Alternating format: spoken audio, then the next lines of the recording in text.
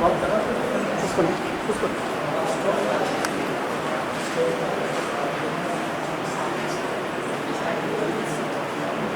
Year second year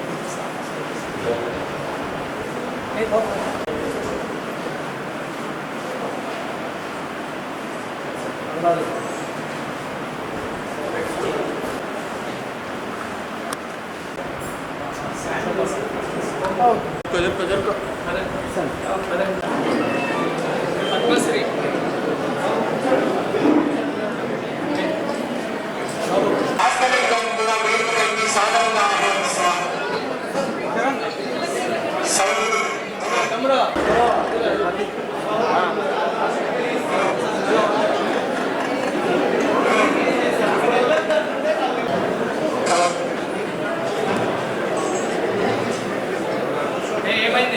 కృతజ్ఞతలు తెలియజేస్తున్నాం.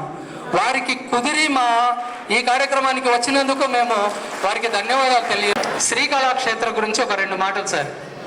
శ్రీకళాక్షేత్ర 5న ప్రారంభమైంది. అప్పటి నుండి ఆర్ట్కు సంబంధించిన అనేక కార్యక్రమాలు చేయటం ఆనవాయితీ. అందుట్లో భాగంగానే మాకు ఎలా కలిగిందనే దాని గురించి ఒక మాట చెప్తాను. ఒకరోజు క్లాస్ రూమ్లో కూర్చుని ఉన్నాను. ఒకసారి లేచి నిలబడాలండి. ఆనంద్ గారు ఇక్కడ ఉన్నారు. ఒక్కసారి వేదిక పైకి రావాలి. ఈయన ఐడియా అండి. సభకి నమస్కారం. బ్రహ్మానందం గారు వేదిక మీదకి వచ్చాక వేదికని కళాకారుల కూడిక కాబట్టి మనం కొంచెం ఓపికగా సహకరించమని అందరినీ విజ్ఞప్తి చేస్తున్నాను. నమస్కారం. వెంకటేశ్వర స్వామి ఒకరే కదా, 200 మంది ఆ ఒకే రూపాన్ని ఎలా గుర్తు చేస్తారు. ఒక విప్లవ కవి తిరుపతి వచ్చారు. ఆయన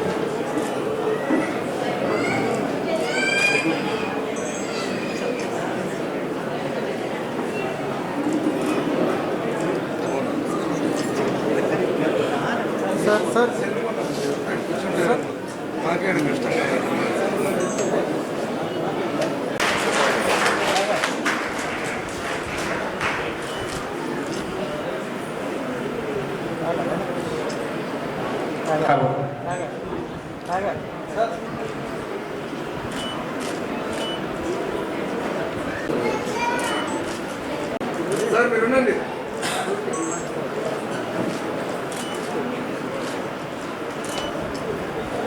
గారు, మిత్రులు, కళాకారులు అందరికీ నమస్కారం. సాధారణంగా కళ అనే పదం రాకముందే ఈ సృష్టిలోనూ ఈ వ్యవస్థలోనూ కళ ఉంది. ప్రాచీన నాటి నుంచి నేటి వరకు చూసినట్టయితే కళ అనేక రూపాల్లో వ్యక్తమవుతుంటుంది. కళను నిర్వహించడం కూడా కష్టం. ఓ చిన్న అమ్మాయి నవ్వులాగునో ఓ తీగ పైకి బాగినప్పుడు ఉండే విధంగా దాన్ని కూడా కళగానే అంటారు. అయితే కళ సంక్లిష్టమైంది కూడా.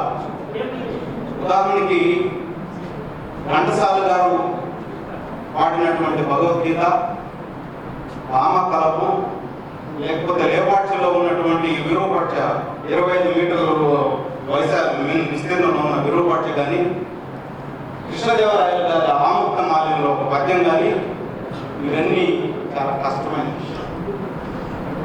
సో కళ కూడా అలా. అయితే ఈ కళ రూపాలు ఇప్పుడే ఉమా చెప్పినట్టుగా, ఉమామహేశ్వరరావు చెప్పినట్టుగా ఒక్క వస్తువును తీసుకుని అనేక రూపాలు, దాదాపు 200 పైచిలకు మంది దాన్ని వాళ్ళ మనస్థాయి, వాళ్ళ జ్ఞానాన్ని, వాళ్ళ కళా కృషిని, వాళ్ళకున్నటువంటి కుశలతను బట్టి ఆ రూపాలు ప్రతిబింబిస్తాయి. ఈ పుస్తకంలో కూడా మనకు అలాంటివి కనిపిస్తాయి. వెంకటేశ్వర స్వామిని ఏ రకంగా ఎవరెవరు చూశారు అనేది మనం చూసినట్టయితే ఇందులో మనకి అక్రిలిక్ వెరైటీస్ కానీ, వాటర్ కలర్స్ కానీ, అలాగే ఈవెన్ ఓక ద్వారా శాండ్, వీటన్నిటి ద్వారా ఆ రూపాన్ని వాళ్ళు ఊహించినట్టు చూస్తారు, చిత్రీకరించారు. ఈ పుస్తకం దేనికి అనేది మనం ఒకసారి ప్రశ్నించుకున్నట్లయితే ఇందులో అట్లాగే స్టిల్ పెయింటింగ్ కూడా నాకు తెలిసిన నా మిత్రులు వేశారు. ఎందుకు ఇవన్నీ అనుకున్నట్టయితే ఇక్కడ ఉన్నటువంటి కళాకారులు బ్రహ్మానందం గారు పెన్సిల్ స్టేట్ వేశారు. ఎందుకు ఇవన్నీ దీన్ని చూసినట్టయితే పిల్లలకి అందులో అనేక అంశాలు మనకు చేస్తాయి. స్వీపింగ్ లైన్ అంటే షేడ్స్ ఎలా ఉపయోగించవచ్చు, కలంకారీ టెక్నిక్లో ఎలా మనం తీసుకురావచ్చు, అలాగే షేడింగ్లో కానీ లేకపోతే ఒక దాంట్లో లైఫ్ తీసుకురావాలంటే ఎలా చేయొచ్చు అనేది ఈ పుస్తకం తెలియజేస్తుంది. కాబట్టి బిగినర్స్ కానీ కళలో బాగా నైపుణ్యం సాధించిన వాళ్ళకి కూడా ఇది ఉపయోగపడుతుందని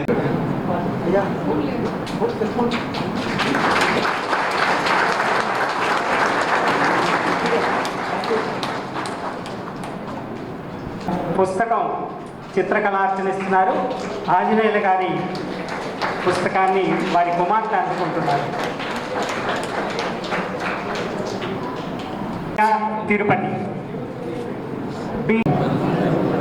బి రామచంద్రయ్య తిరుపతి, మురళి అరుణ తిరుపతి. నేను ఇక్కడికి రావడానికి ప్రధానమైన కారణం ఏంటంటే, మొట్టమొదట శ్రీ వెంకటేశ్వర చిత్రకళార్చన ఆ పదంతో నన్ను ముందు ఇక్కడికి వచ్చేటువంటి ఆలోచన కలిగించిన వాడు శ్రీ వెంకటేశ్వరుడు. ఆయన యొక్క ఆదేశానుసారం నేను ఈ ఎండల్లో పడి హైదరాబాద్ నుంచి ఇక్కడికి వచ్చి మిమ్మల్ని అందరినీ కలుసుకోవాలన్న అభిప్రాయం నాలో ఉంది. ఒకటి. నెంబర్ 2, అంతమంది చిత్రకళాకారులు వేసినటువంటి ఈ చిత్రాల్లో 202 చిత్రాలని ఒక పుస్తక రూపంగా తీసుకురావాలనేటువంటి ఆలోచన కలగటం అది చాలా అరుదైన విషయం. అది అనుకోవడమే కాకుండా మీరు మాట్లాడుకుంటాం అక్కడ ఇటువంటి పరిస్థితులు మనకు వచ్చినప్పుడు, ఇట్లాంటి అద్భుతమైనటువంటి ఆలోచన వచ్చినప్పుడు, ఆలోచనల వరకు బోల్డెన్ని వస్తూనే ఉంటాయి. ఆచరణ రూపంలో పెట్టడం చాలా కష్టమైన విషయం. అటువంటి ఆచరణలో పెట్టేటువంటి కార్యక్రమాన్ని చేపట్టిన సాగర్ మిత్ర బృందం, ఆయనకి సహకరించినటువంటి అనేక మంది పెద్దలు, ఒకడు కాదు, ప్రభువెక్కిన పల్లకి కాదు అది మోసిన బొయ్యిలెవరన్నాడు శ్రీశ్రీ. ఆయన ఒక్కడే కాకుండా ఆయన వెనకాల అండదండగా ఉండి శ్రీ వెంకటేశ్వరుని ఆయన రూపాన్ని, వివిధ రూపాల్లో ఉన్నటువంటి ఆయన రూపం యొక్క పల్లకి మోసినటువంటి మహనీయులందరికీ శిరస్సు వచ్చి పాదాభివందన చేస్తున్నాను. ఆ తర్వాత ఇంతమంది వేస్తున్న బొమ్మలు ఉన్నాయన్నప్పుడు నా మిత్రుడు ఉన్నాడు, బ్రహ్మం అని, శేషబ్రహ్మం. అతను ఏమండి ఇలాగా బుక్ వేస్తున్నారు, మీరు కూడా వెంకటేశ్వర స్వామి బొమ్మ వేశారు కదా, అది మీరు ఇస్తే వాళ్ళు ప్రింట్ చేసుకుంటారు సార్ అన్నాడు. అంటే అప్పుడు నాకు వచ్చిన డౌట్ ఏంటంటే, బొమ్మ బాగుంది రాస్తానని నాకు తెలియదు. జనరల్గా కొంచెం రికమెండేషన్ ఎవరైనా చేశారనుకోండి, చేసినప్పుడు మనం అయితే వేసేద్దాం, ఓ 10 మందిలో ఇది ఒకటి అని అనుకుని వేశారేమో అని కూడా నేను అడిగాను. లేదంటే పర్వాలేదు బాగానే ఉంది, మీరు కూడా పైకి వస్తారండి అన్నారు వాళ్ళు. కాబట్టి అటువంటి వాళ్ళ అంతమంది చిత్రకారులు వేసినటువంటి బొమ్మలో నేను వేసిన బొమ్మ కూడా ఉండటం అది నా అదృష్టం, స్వామివారి ఆశీస్సులు. ఇందులో చిత్రలేఖనం అనేది ఒకటే. Art is one, artist are so many.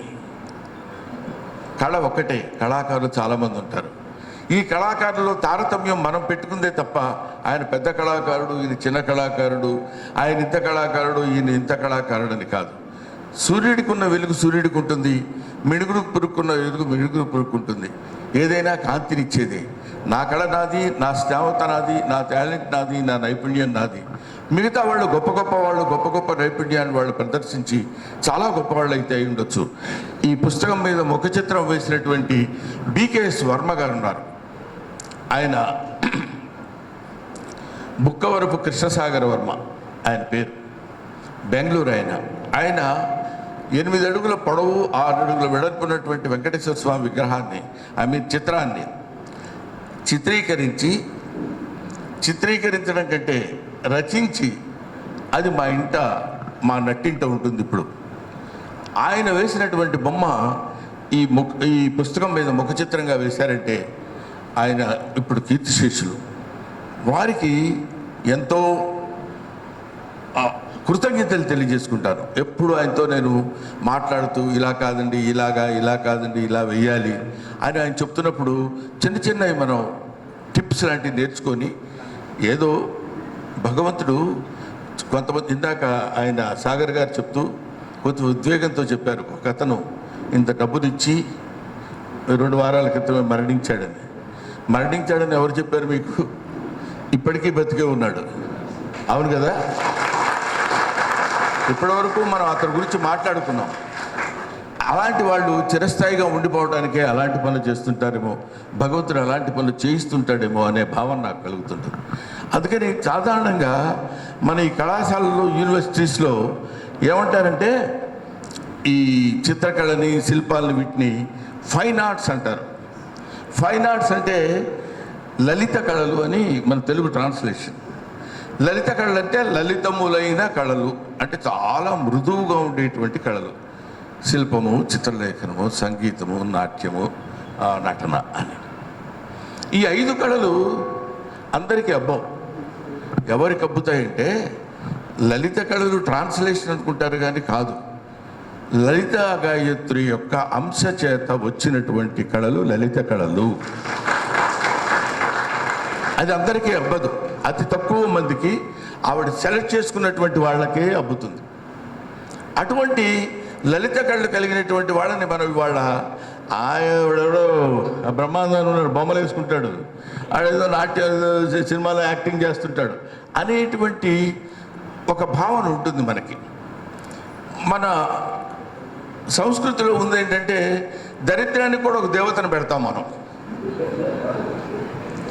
లక్ష్మీదేవిని పెట్టామంటే ఓకే, సరస్వతీదేవిని పెట్టామంటే ఓకే, దరిద్ర దేవతకి జ్యేష్ఠాదేవిని పెట్టారు పేరు. కాబట్టి అటువంటి తనకి అమరశిల్పి జక్కన్న తన శిల్పాన్ని మీకు ఇప్పటికీ జాగ్రత్తగా మీరు పరిశీలిస్తే శిల్పులకి గడ్డం, మీసాలు, ఒక రకమైనటువంటి ఆహార్యం ఉంటుంది. ఎందుకు అలా ఉంటుంది అంటే వాళ్ళు దే డోంట్ కేర్ అబౌట్ బాహిరంగా ఉండేటువంటి వాళ్ళ ఆకృతికి వాళ్ళు ఎక్కువ ఇంపార్టెన్స్ ఇవ్వరు. ఇప్పుడు హళిబేడు టెంపుల్, హరప్పా టెంపుల్, ఇక్కడ ఆ దగ్గరికి వెళ్తే ఒక అంగుళంలో ఉన్నటువంటి ఒక చిన్న శిల్పం, ఒక బార్డర్ అలా ఉంటుందన్నమాట. ఒక స్త్రీ అలా నాట్యం చేస్తున్న భంగిమ రూపంలో ఉంటే ఆ భంగిమకి అంతా అంగుళన్నరలో ఉన్నటువంటి ఆ బొమ్మకి ముక్కు మీద పుడక ఉంటుంది. ఆ పుడకను మనం అలా కదిలిస్తే కదులుతుంటుంది. అలాంటివి ఆలయం చుట్టూ చెక్కినటువంటి శిల్పకళాకారుడు, వాడికి చావు ఎక్కడదండి, పిచ్చోళ్ళు కాకపోతే మనం అనుకుంటాం. అన్ని దశాబ్దాల క్రితం, శతాబ్దాల క్రితం చచ్చిపోయిన అమరశిల్పి జక్కన్న గురించి వాళ్ళు మాట్లాడుకుంటున్నాం. ఎందరో మహానుభావులు, ఎంతమంది సంచరించి నడయాడినటువంటి భారతావని, ఈ భరత భూమిలో ఎంతోమంది చిత్రకారులు. ఈ చోటనే కదా సత్కవీంద్రుని కమ్మని కలము నిప్పులలోన కలిసిపోయి, ఈ చోటనే లేత ఇల్లాలి నల్లబూసల సౌరు గంగలో కలిసిపోయి, ఈ చోటనే చిత్రలేఖకుని కుంచెయు నశించే అంటాడు. పేరెన్నిక కన్న చిత్రలేఖుని కుంచెయు రచించని జాషువా అంతటి మహాపండితుడు చిత్రకారుడికి అంతటి విలువనిచ్చాడు. సో చిత్రకారులు అనేది అది గొప్పది, ఇది తక్కువది, ఇందులో బాగాలేదు, ఇది బాగుంది అని చెప్పటం. బొమ్మ బాగాలేదా, మనం చూసే చూపు బాగాలేదా? అందులో అందాన్ని చూడగలిగితే బాగానే ఉంటుంది.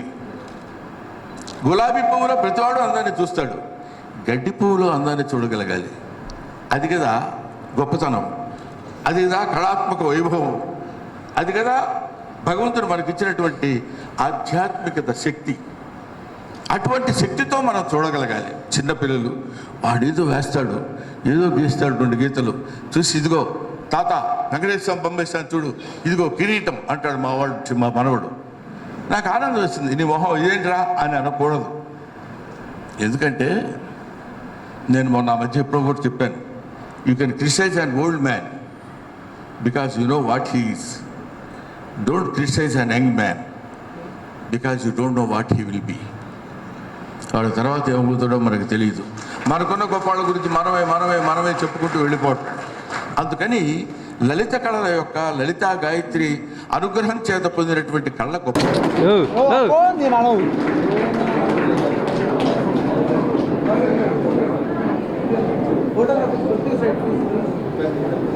ఏ ఆ ఫోన్ లాక్కునేస్తాం ఇంకా ఫోన్ లాక్.